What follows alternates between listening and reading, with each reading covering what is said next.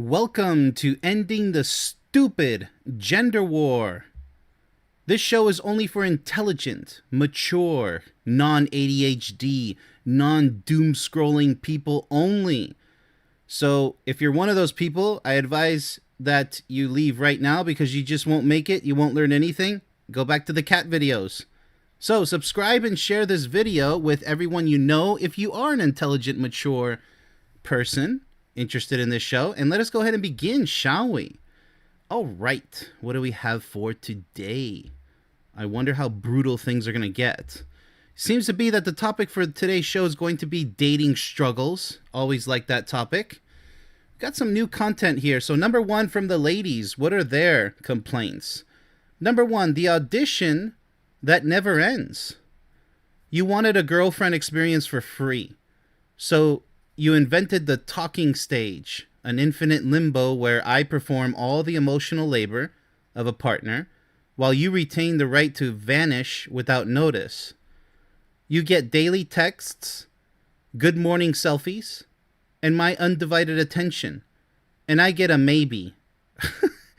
I don't know. I mean, okay, she's talking about a bad experience or maybe a series of unfortunate events. But that could happen both ways, you know. Let's give her a chance, okay? Nothing to really judge with so far. It's not dating.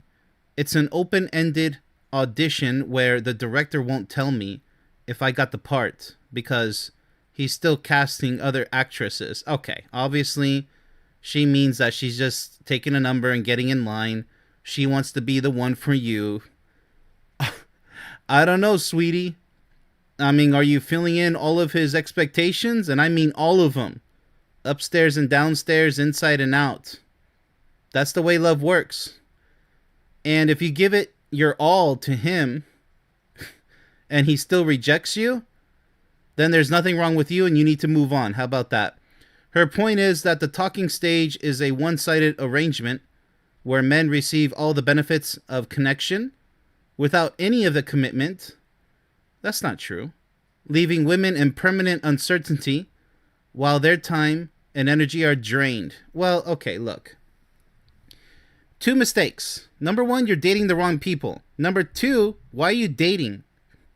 You do know that dating is the same as walking into a casino and pulling a lever on a slot machine. By the way, you got to pay for that chance too. Over and over again. You go out on dates, you pay for this and that, you get disappointed, you rinse and repeat. Stop playing the dating game. Seek friendship first. If you can't master friendship on a best friends level, it's not friend zoning. Because this special friend knows your future possible intentions of becoming partners, hopefully. But you both have to be on the same playing field. Why do you skip dating? Because dating is a wannabe cheat code. It doesn't work like that. There are no shortcuts when it comes to love. Now, if you want to fool around and end up with garbage situations like this, go ahead. Go play around with the dating game. It's for immature people. It really is. You pretend to be on your best behavior, your best looks. You're playing a persona. Might as well wear theater masks because that's all you're doing is playing a persona. Now, if you really want to get to know somebody who might be worth an entire lifetime of love on a soulmate level, well, then you got to take your time, don't you? You know, a snail will cross the road. You know how long he takes? As long as it takes. But when he crosses that damn road, he's on the other side. Now, the rabbit, he's going to hop across the road really quickly. Chances are they both might get squished by a car. You know, they might get run over. I don't know how snails make it, but they don't have much of a chance. A rabbit does. But with love, it's kind of the same situation, whether you're a snail or the rabbit. Anything could happen. But with love, pace matters more than the street situation, than crossing the street, okay? You have to take it slow. Because if you're going to be that rabbit, sure, you'll get across quicker. But you're going to most likely trip up over yourself, awaken to mass disappointment, yada yada. You know, she's talking about an unfortunate series of events here, or maybe this was single event, so that's her problem right there. I understand her pain, because there's a lot of jerks out there, a lot of, BS men I hate to call them men, by the way. They're just really stupid males. But that's your fault because you don't know how to, you know, choose the right partner, potential partner. So don't complain about it. Don't bitch about it. Number two, the rotation king. I'm not the only one you're talking to. Once again, who cares? Again, you're talking to another bastard, right? Like, what's your problem? You know, this is like bitching and whining. Like, I don't always favor women on these shows. I'll lay the hammer on both of your asses, on women and men, if I have to. I don't give a damn. I'm the judge here. Not the executioner, though, because, you know, I just want to lend healthy advice. But you got to take it or leave it. And I don't care if you leave it. Because all you're going to do is just hit the repeat button and run into the same stupid disappointments over and over again. Let's give her a chance to explain herself with this one. Number two. I just can't stand. I cringe so hard when I see complaints without any possible solutions. Like, at least tell me what your possible solutions are. I'm not the only one you're talking to. And we both know it. Well, sister, if you know it, then what are you doing still with the guy? Pack up and go to the next one in line, right? If you don't like a movie in the theater, but I paid so much money to see it. What are you going to do? Torture yourself? It's like the Vietnam War. You got to know when to call it quits. You idiot. If you both know it, then you both know what needs to be done. Oh, but, you know, the sex is great and he's such a hot guy. Well, then you deserve all the crap that's coming to you. Stop complaining. You keep... That's a hammer right there. You keep me warm while you shop around. Respond... Stop complaining. My goodness. Get a hold of yourself. Like, slap yourself in the face. Responding just enough to keep me invested. You just keep me hanging on. Set me free, why don't you, babe? We're back to the 60s. Never enough to actually lock it down. I like that. Lock it down, right? I'm an option on a menu you're still reading, and you'll keep me on on read until you're sure there's nothing better. Oh my goodness, stop with the menu, reading the menu. Who cares what's on the menu? You're dealing with somebody who's you know, living their life as 31 flavors. Well, don't walk into a Baskin Robbins situation, right? I mean, the red flags are there. You should, you know, this is your problem, lady. You don't know how to separate the jackasses from the potential real men who might love you now and forever. You're stupid. You got to fix stupid first in that thick skull of yours. Then you might have some success and never spew these garbage words ever again. Because all this is crying without any sign of intelligence or wisdom. Daddy and mommy didn't teach you anything, apparently. Or maybe you didn't listen to them. My emotional availability is your backup plan. Her point is that modern dating culture encourages men to maintain a roster of women in rotation. Now, there's a Rolodex. Treating each as a disposable placeholder until something better comes along with zero transparency. Welcome to the game of dating, right? Or respect for the women waiting. Take them number and get in line, right? I mean, you know, this is just bitching and whining, like, with no sign of intelligence. Like, these are people who don't listen to advice coming from me, advice coming from their parents, their friends, heck, even acquaintances, maybe co-workers. You don't listen to anybody's positive advice. You just want to do your own thing. Well, guess what? Now you're stuck with Poindexter with his Rolodex full of all these women. Maybe he's a hot Poindexter. But the point is, that's your fault. This is entirely your fault. So lock it down like Gangnam Style, but you're screwed.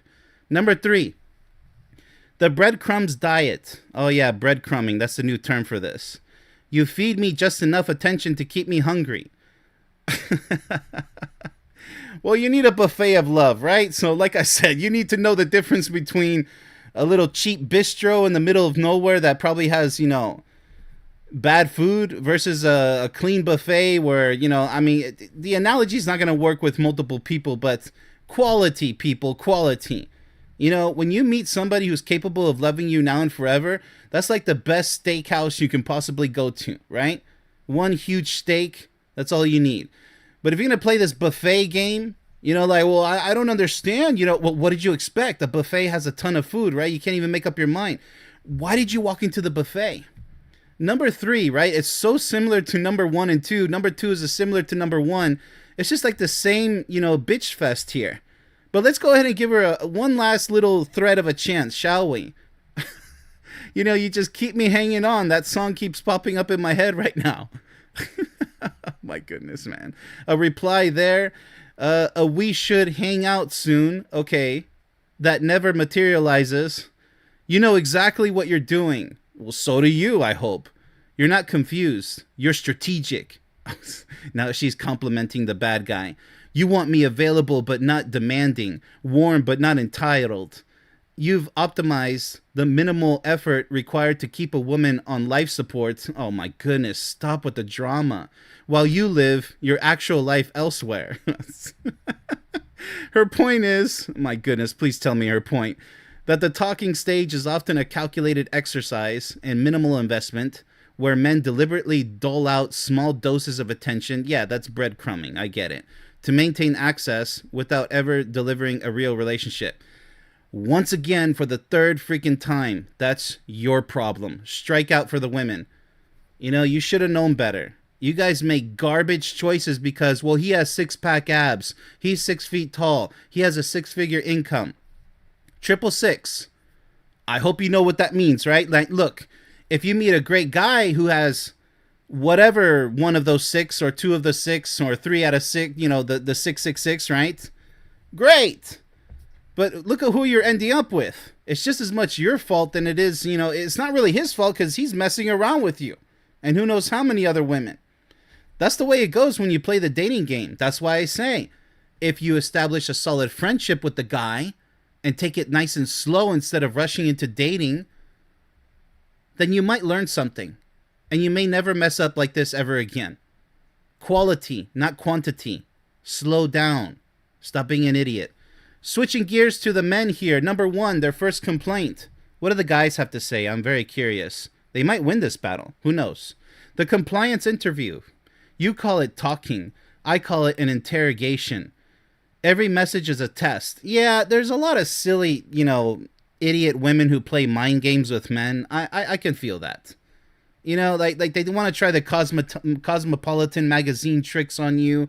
You know, the latest thing that they heard from their, I don't know, their hairdresser or something. Like, it's just, they're not serious. They just want to play stupid mind games with you. Like, you're just a toy. I understand. I understand your pain, your grievance, okay? My responses are analyzed for red flags. Well, she should be looking for red flags. That's fair. She should be. And you should be too. Looking for red flags on her behalf. So, if she's playing mind games, that's a huge red flag, right? You need to demand that she be sincere, authentic, genuine. I'm not going to argue about the red flags. That's a mutual responsibility right there in getting to know somebody. Emotional availability and future husband potential. Well, you should be looking for future wife potential. So those aren't complaints. Those aren't legit complaints there, but he started off kind of strong with a legit, that's a legit point, but he totally messed it up with that bumpy explanation in the middle and the end there. One wrong emoji and I'm discarded. Are you serious right now with emojis? That's even better if she discards you because of an emoji, because you'd have to be stupid to discard somebody over something so stupid, right? You should be rejoicing. Oh, she left me because I put the wrong emoji or a smiling emoji and she took it the wrong way. Well, too freaking bad. Let her go. Move on. Next. You need somebody mature, people. Not somebody getting all butthurt and getting their panties and G-strings tangled and, you know, all bunched up over a freaking emoji. Grow up. I love using emojis, but, you know, my girl isn't going to get it confused with, oh, you know, why did you use this, you know, emoji? Because she's extremely mature. You get it? Got it? Good. Okay. You're not getting to know me. This is so funny. You're vetting a candidate for a position I didn't even apply for. Well, then why are you messing around with her? You are applying. It's kind of a jackass statement there. The talking stage isn't a conversation. It's a deposition. And will you just stop with the analogies? And I'm presumed guilty until proven husband material. Stop it. You guys are both evaluating each other. That's what's called getting to know each other. It's all about resumes, mental and emotional resumes. You know what I'm saying? His point is that women often approach early dating as a high stakes screening process. It is a screening. What are you talking about? It is a high stakes screening process. Like, were you born yesterday? All right, I'm not liking number one. You know, he got 1% correct. 99%, like, it's just, we're back to the bitch fest. Treating every interaction as evidence in a case rather than a genuine opportunity for mutual discovery. Oh, but it is all about mutual discovery. What an idiot. Number 2, strike 1. The free entertainment economy. You expect me to carry the conversation, plan the hypothetical dates, and provide the emotional spark while you sit back and evaluate my performance. Are we bitching again about number 1 all over again? Is this a sequel to number 1? Are we really going to do this right now? It's not talking. It's an unpaid improv audition. Oh, great. Back to the examples, the exaggerated examples, I swear. I'm entertaining you with my personality, my humor, my effort, and your contribution is lol, laughing out loud, and a judgment. Well, okay. Yeah, I mean, if she's an immature goofball laughing at everything, then she's pretty much an airhead, right? A dumb airhead. But shame on you for choosing a dumb airhead to continue collaborating with, right? On a possible future relationship. You're just as responsible, buddy. I mean, I'm going to say lol at this point. I'm performing for an audience that hasn't even decided if it likes the show yet. Well, you shouldn't be putting on a show. You should be really serious about this. His point is that the talking stage often places the entire conversational and romantic burden on men. Does it, though? Requiring them to perform and pursue while women passively evaluate, but you're supposed to be evaluating too. Creating an exhausting power imbalance. It's not about power, buddy. Stop it. From day one, look, you know, you're having the same problem as the women on the left. The same damn problem. Like, shut up already. You're choosing the wrong women. You should spot these red flags like that. A snap of a finger. Like Thanos style. Seriously, man. Thanos, whatever. You really should be paying more attention. Because these 2 paragraphs here, you know, from different guys, they're both complaining about the same thing. But guess what? Guess what, amigos? You both made the same mistakes. You're messing around with the wrong women. Yeah, because, you know, she's so hot. She said the right things. I think she likes me. Do you think or do you know? There's 2 big differences right there. There's like a really thick line between those 2 words. Don't think she likes you. Know she likes you before you proceed with the relationship or the potential relationship. You are evaluating her just as much as she's evaluating you. It's nothing to do with power. You both have the power. So stop whining. Be a real man. You know, you really gotta straighten those eyes of yours, perk those ears of yours too, and really pay some serious attention. Number 3, let's see if he strikes out just like the women who struck out, 3 times. Okay, so number 3, the pen pal trap. We've been talking. Isn't this like the same as number 1? You call it talking. We've been talking. You expect me to carry the conversation. It's not talking. Well, you guys are all complaining about the same garbage. We've been talking for 3 weeks, and you still won't agree to a simple coffee. My guy, like, how pathetic can you be? Why are you still pursuing her? That's like a whole month, and she doesn't want to have a coffee with you? Move on. What a loser. What an idiot. Are you gonna, how many, you take life for granted.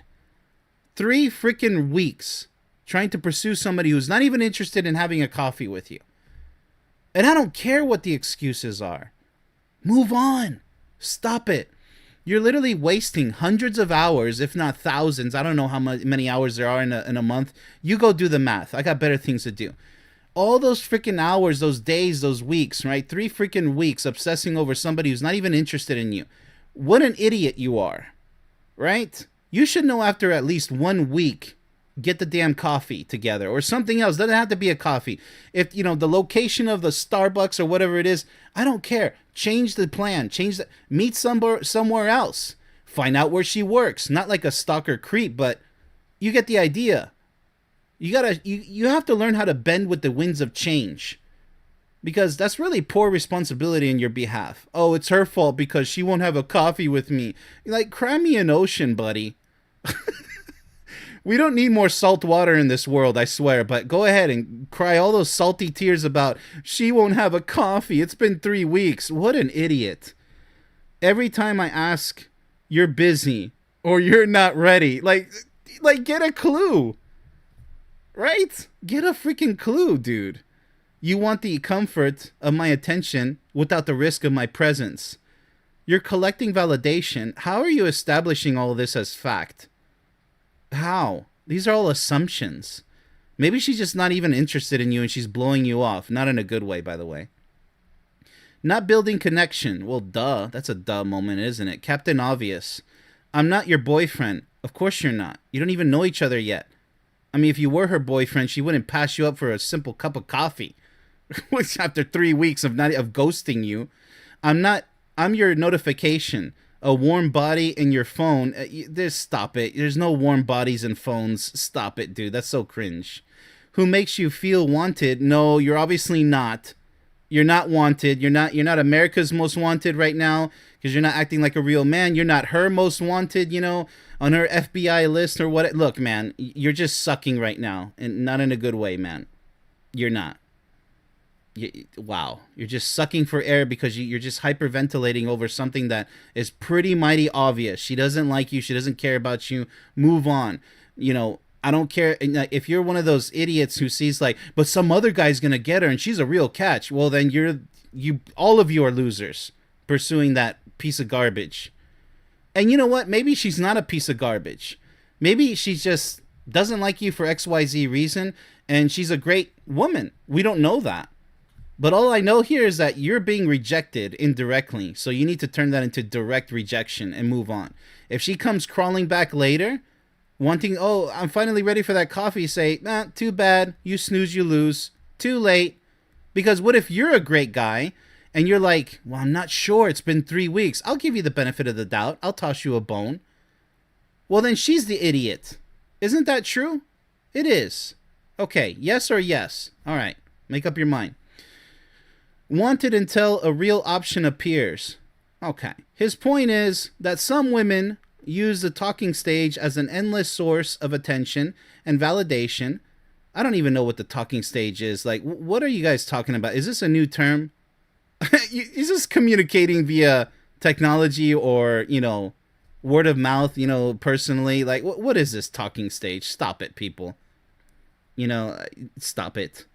Attention and validation with no intention of ever meeting. Well, then don't allow them to waste your time. Easy peasy. Treating men as digital companions who exist only to fill emotional gaps between actual dates because you're the sucker. You're the sucker doing it, buddy. All right, so, strike three with, both the men and the women lost. It's just a total catastrophe here, total loss. Everything, there's just bodies everywhere. Nobody won this battle, this gender battle of this stupid gender war. They're all goners. They all died. Tragic deaths.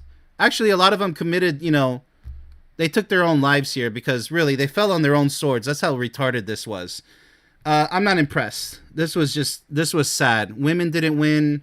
Men didn't win. I'll give the bone to the women because, some of those talking points were legit, but it's just bitching and whining and complaining. No, I'm just gonna. My final verdict is no, thank you. That's just like a dumpster fire of just pure garbage. What a landfill. All right, so that does conclude our show for now. Be sure to binge watch all of these other awesome shows, and if you want to be a guest speaker, sign up as a free member on my website, payhip.com/yourquestforlove, as shown right there. Yeah, and much love, everybody.